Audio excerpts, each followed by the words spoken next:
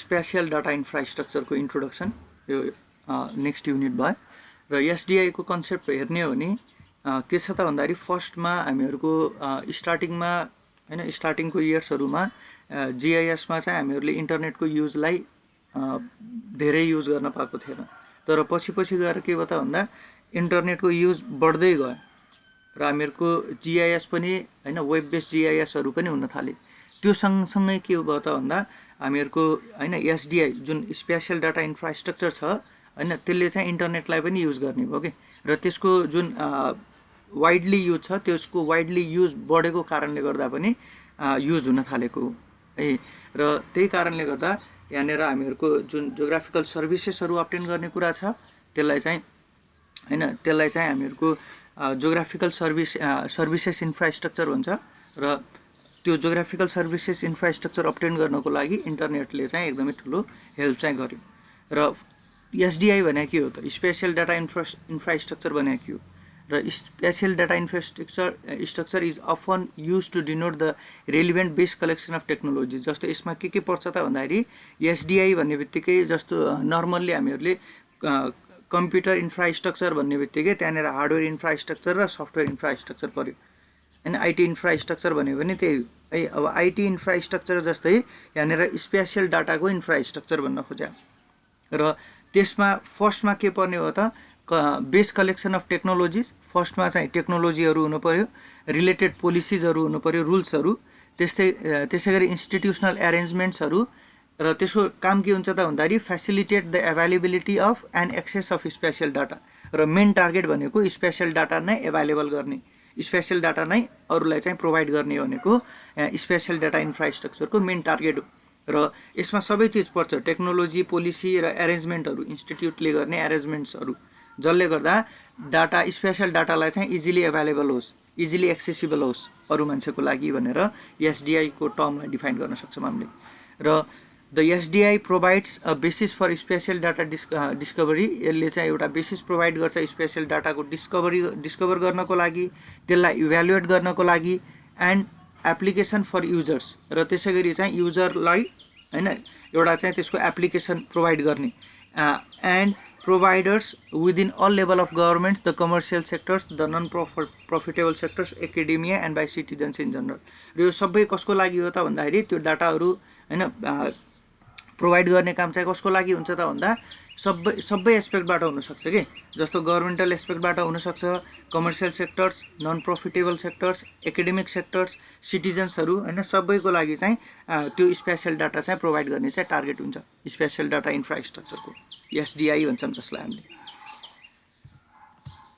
जस्तो spatial data infrastructure encompasses the resources हैन SDI मा के पर्ने रहेछ त भन्दाखेरि यहाँनेर चाहिँ इन्फ्रास्ट्रक्चर भन्ने बित्तिकै एसडिआई स्पेशल डाटा इन्फ्रास्ट्रक्चर भन्ने बित्तिकै यो भित्र चाहिँ हामीहरुको रिसोर्सेसहरु त्यसैगरी सिस्टम्सहरु नेटवर्कको लिंकेजहरु हुन सक्छ नेटवर्क चाहिँ हामीहरुलाई डाटा ट्रान्सफर गर्नको लागि त्यसैगरी डिफरेन्ट स्ट्यान्डर्ड्सहरु फलो गर्नुपर्ने होला एउटै हैन एकरूपता ल्याउनको लागि भने एन्ड इन्स्टिट्युशनल इश्यूज त्यसैगरी इन्स्टिट्युशनल इश्यूजहरु पनि त्यसमा इन्भल्भ हुन सक्छ from many different sources in delivery Jio specially related information र मेन टार्गेट भने के हो त भन्दाखेरि यो सबैको काम भनेको डेलिभर गर्ने हो जियो स्पेशली रिलेटेड डाटाहरु इन्फर्मेसनहरु चाहिँ प्रोवाइड गर्ने हो र जति सक्यो धेरै युजर्सहरुलाई चाहिँ प्रोवाइड गर्ने हो also adapting these definitions with general definition of infrastructure it could be concluded that SDI has following characteristics जस्तो नर्मल्ली हेर्ने हो नि यो डिफिनिसनलाई हामीहरुले जनरल इन्फ्रास्ट्रक्चरको डिफिनिसनसँग पनि मिलाउन सक्छौं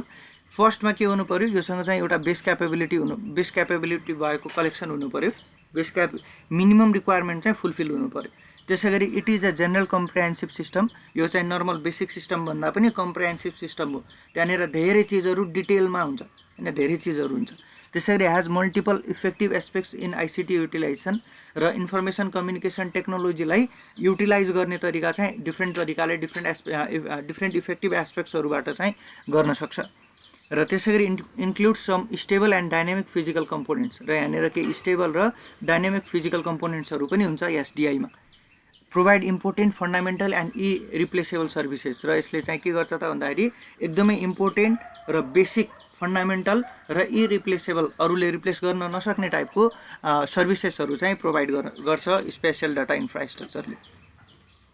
अब एसडिआई को इभोल्युसन हेर्छौँ भने हामीहरूले युएसकै बेसिसमा हेर्छौँ। फर्स्टमा चाहिँ जियोग्राफिक बोर्डमा हैन 1906 मा क्रिएटेड युएस जियोग्राफिक बोर्ड भन्ने छ। त्यसैगरी 1919 मा चाहिँ के त भन्दाखेरि त्यसलाई चाहिँ के अरे new board of survey and Maps भनेर नयाँ बोर्ड चाहिँ क्रिएट गर्यो, जसले चाहिँ जियोग्राफिक बोर्डलाई चाहिँ के गर्यो त ओभरटेक गर्यो। त्यसै 1953 मा फेडरल एजेन्सीहरू बन्यो, फेडरल एजेन्सीको रेस्पोन्सिबिलिटिजहरूलाई पनि डिस्क्राइब गर्यो। 1963 मा अझै बेटर फेडरल एजेन्सी चाहिँ डेभलप भयो 67 मा है 1967। त्यसैगरी 83 मा गएर federal digital cartographic data program भनेर इस्टाब्लिस भयो। त्यसै 1990 मा चाहिँ federal geographic data committee and link भनेर इस्टाब्लिस भयो।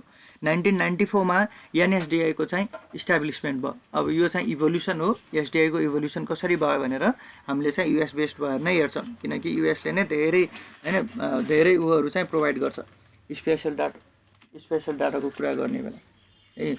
र अब नेक्स्टमा an infrastructure is a kind of organisation which is main basis for other organizing activities। जस्तै यहाँनिर अब हामीले इन्फ्रास्ट्रक्चर भन्ने बित्तिकै इन्फ्रास्ट्रक्चर भन्ने बित्तिकै के त भन्दाखेरि त्यहाँनिर एउटा अर्गनाइजेसनसँग रिलेट गर्छौँ भने त्यहाँ त्यो अर्गनाइजेसनमा भएको हैन सब्सटेन्सियल डेभलपमेन्टको लागि के छ त त्यहाँनिर त्यो सबै चिजहरू पर्छ। In this process, new and adaptive nature is created for each activity, preserving their user specification through strategies and policies injection। र हामीहरूले कस्तो त भन्दाखेरि त्यो अर्गनाइजेसनको ओभरअल डेभलपमेन्टको लागि हैन त्यहाँनिर इन्फ्रास्ट्रक्चर हामीले रिलेट गर्नु पर्यो केसँग त भन्दाखेरि स्पेशल डाटासँग। स्पेशल डाटा इन्फ्रास्ट्रक्चर हो र त्यसलाई अपरेट गर्नको लागि डिफ्रेन्ट पोलिसिजहरू डिफ्रेन्ट स्ट्राटेजिजहरू चाहिएला र तिनीहरूको बिचमा के गर्नु पर्यो त इन्टिग्रेसन हुनु पर्यो, मिलेर एकैचोटि काम गर्छ। र एसडिआई को ट्रेन्डहरू हेर्छौँ भने यसको यो 1990s पछिको डिकेडहरूमा यसले धेरै ऱ्यापिड ग्रोथ चाहिँ भएको छ है, ऱ्यापिड ग्रोथ भएको छ र यसलाई हामीले उ गर्ने बेला बुझ्ने बेला चाहिँ प्रोडक्ट बेस्ड मोडल र प्रोसेस बेस्ड मोडलको रूपमा चाहिँ बुझ्न सक्छौँ। र यो product based model process based model पछाडि पनि छ, त्यहाँबाट नि बुझिहालिन्छ। डायग्राम देखाउँछु म एउटा। त्यसै गरी हायरार्किकल स्ट्रक्चरहरू पनि छ, हायरार्किकल स्ट्रक्चर छ जुन पिरामिड स्ट्रक्चर, त्यो कुरालाई चाहिँ हेरौँ अनि त्यसपछि यतातिर आउँला ए। जस्तो यहाँनिर यो डायग्राममा हेर्न सक्छौ कर्पोरेट एसडिआई भन्यो हैन, एउटा कर्पोरेट लेभलमा एउटा चाहिँ बिजनेस अर्गनाइजेसन छ, त्यो बिजनेस अर्गनाइजेसनले चाहिँ प्रोभाइड गर्छ स्पेशल डाटा है, त्यो भनेको कर्पोरेट एसडिआई भयो। अब त्योभन्दा माथिल्लो लेयरमा हेर्छौ भने त्यहाँनिर लोकल एसडिआई छ। जस्तो लोकल लेभलको स्पेशल डाटा इन्फ्रास्ट्रक्चर सर्टेन एरियाको मात्रै, जस्तो दाङ जिल्लाभरिको एसडिआई भन्यो भने त्यो लोकल एसडिआई भयो।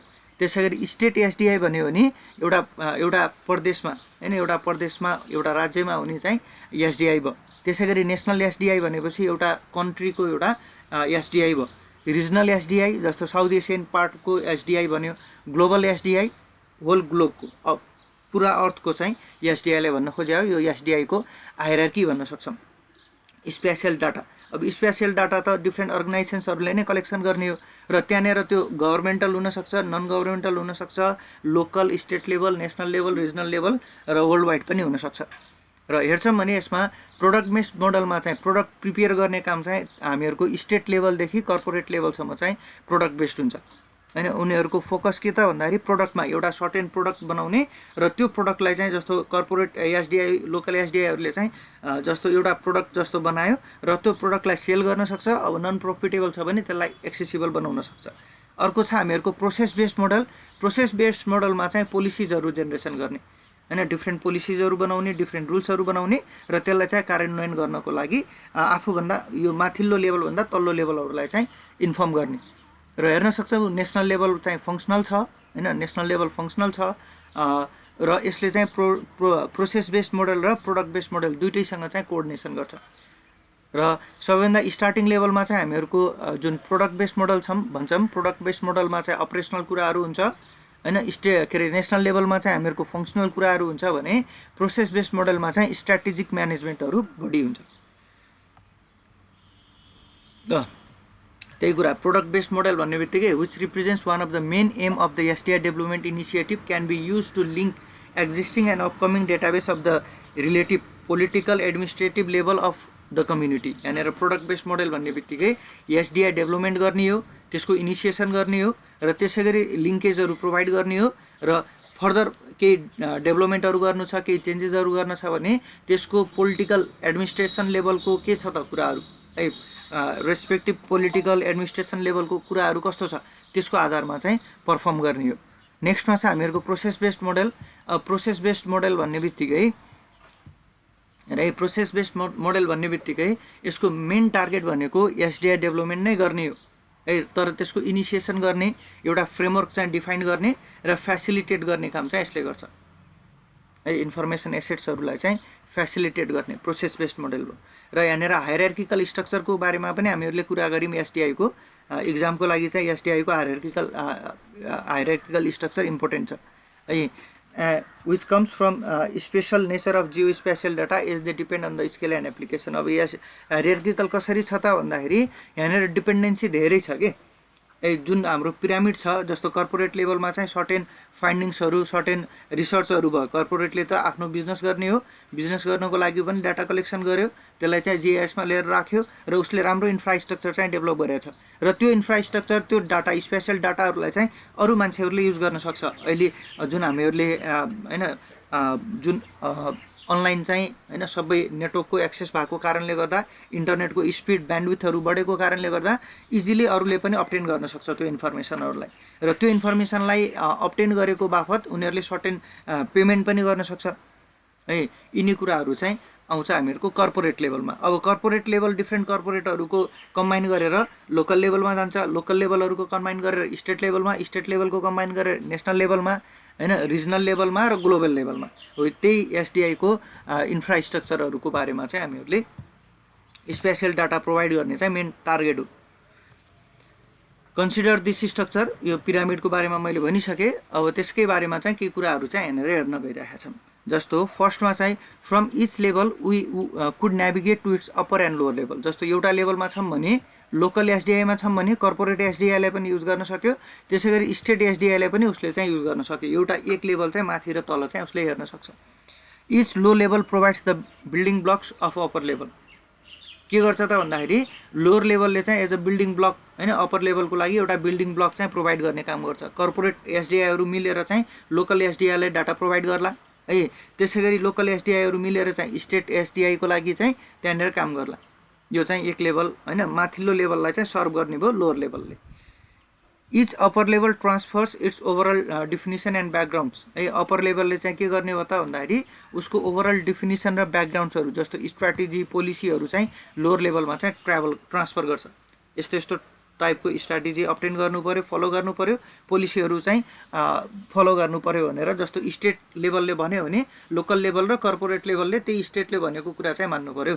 नर्मल गभर्मेन्टल काम हुने बेला पनि त्यही नै हो। जस्तो अहिले कोरोनाको चाहिँ यो टाइममा बन्द गर भन्यो भने यति गतेबाट चाहिँ के अरे खुल्ने, स्कुलहरू खुल्ने, कलेजहरू खुल्ने भनेर निर्णय भयो भने त्यही अनुसारले स्कुल कलेजहरूले काम गर्नुपर्छ भने ठ्याक्कै स्कुल कलेज भनेको कर्पोरेट एसडिआई जस्तो बुझ्न सक्छौँ र स्टेटले चाहिँ त्यो निर्णय गरे भनेर बुझ्न सक्छौँ।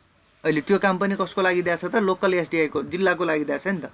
अझै त्यसमा स्पेसिफिक भएर भन्ने भने है हो। त्यस्तै हामीहरूको स्पेसल डाटा इन्फ्रास्ट्रक्चरको लागि पनि रुल्सहरू चाहिँ फलो गराउने काम हायर लेभलबाट, स्ट्राटेजी र रुल्सहरू चाहिँ हायर लेभलबाट लोवर लेभललाई चाहिँ फलो गराइन्छ। The levels relationship fasten as they come closer होइन, जति क्लोज आयो होइन त्यति नै चाहिँ रिलेसनसिपहरू चाहिँ अझै बढी हुन्छ। This specification and tangibility of this structure for societies had clarified and simplified SDI concepts and developments mode। र यसरी हामीहरूको जुन रिलेसनसिपको एस्पेक्टमा हेर्छौँ होइन, यो रिलेसनसिपको एस्पेक्ट्सहरूलाई हेर्ने हो भने यसले अझै एसडिआईलाई चाहिँ क्लेरिफाई गर्छ, सिम्प्लिफाई गर्छ र अझै स्पेसल डाटा इन्फ्रास्ट्रक्चरको डेभलपमेन्टको लागि चाहिँ अझै सजिलो बनाउँछ। र अब एनएसडिआई भन्यो, हेर्न सक्छौँ एनएसडिआई भनेको नेसनल एसडिआई हो है। यसले चाहिँ के काम गर्छ त भन्दाखेरि मेन फङ्सनल बडी भनेको नेसनल एसडिआई नै हुन्छ। एउटा देशको रुल अनुसार नै डिफ्रेन्ट कामहरू चाहिँ हुने हो। स्पेशल डाटा इन्फ्रास्ट्रक्चर कस्तो कस्तो हुने, के हुने, डाटा चाहिँ कस्तो प्रोभाइड गर्ने भन्ने कुरा चाहिँ नेसनल पोलिसी अनुसार हुन्छ। र नेसनल पोलिसीलाई चाहिँ अब रिजनल पोलिसी कस्तो छ, ग्लोबल पोलिसी कस्तो छ, त्यसले पनि असर गर्ला। तर मेन फङ्सनल काम गर्ने भनेको प्रोसेस बेस्ड मोडेल र प्रोडक्ट बेस्ड मोडेल दुइटैमा काम गर्ने भनेको नेसनल एसडिआईले नै हो। अब त्यो नेसनल एसडिआईको केही कुराहरू हेरौँ। जस्तो to encourage the collection, providing, archiving, integration and sharing of geo spatial data and information using common standard and interoperable system that techniques and accessible via the web. अब नेसनल एसडिआई भन्ने बित्तिकै के रहेछ त, कलेक्सन गर्ने, process गर्ने, archive गर्ने, integrate गर्ने र सेयर गर्ने। त्यसलाई सेयर गर्ने हो जियो स्पेसियल डाटालाई, र त्यसले दिएको इन्फर्मेसनहरूलाई सर्टेन स्ट्यान्डर्डहरू अप्टेन गरेर र डिफ्रेन्ट इन्टरअपरेबल सिस्टम्सहरू र टेक्निक्सहरू इम्प्लिमेन्ट गरेर चाहिँ एक्सेसिबल गराउने बाई थ्रु वेब भन्न सक्छौँ, इन्टरनेटको वेब थ्रु। र भिजन भनेको to assure the spatial data from multiple sources. जस्तै यहाँनिर नेसनल एसडिआईको भिजन कस्तो हुनु पऱ्यो त भन्दा मल्टिपल सोर्सबाट चाहिँ त्यसले चाहिँ डाटा स्पेसियल डाटाहरू चाहिँ एक्वायर गर्छ, एस्योर गर्छ। त्यसपछि जस्तो त्यो भनेको फेडरल हुनसक्छ, एउटा स्टेट हुनसक्छ, लोकल गभर्मेन्ट, डिफ्रेन्ट एकाडेमिक अर्गनाइजेसन्सहरू र त्यसै गरी प्राइभेट सेक्टर्सहरू are widely available and easily integrated to enhance knowledge. र त्यसलाई अप्टेन गरेर त्यसलाई इजिली इन्टिग्रेट गरेर होइन, र त्यसलाई चाहिँ के गर्ने त भन्दाखेरि प्रोभाइड गर्ने। र त्यसको काम के हो त हेर्ने हो भने, एउटा एस्पेक्टले हेर्ने हो भने इन्टिग्रेट गरेर नलेजलाई चाहिँ इन्हान्स गर्ने हो। र अन्डरस्ट्यान्डिङ चाहिँ फिजिकल र कल्चरल वर्ल्डको बारेमा अन्डरस्ट्यान्डिङ, फिजिकल, कल्चरल होइन, के अरे पोलिटिकल होइन, जोग्राफिकल डिफ्रेन्ट नलेजहरूलाई चाहिँ प्रोभाइड गर्ने हो। त्यो टार्गेट चाहिँ हामीहरूको नेसनल एसडिआईको चाहिँ हुन्छ।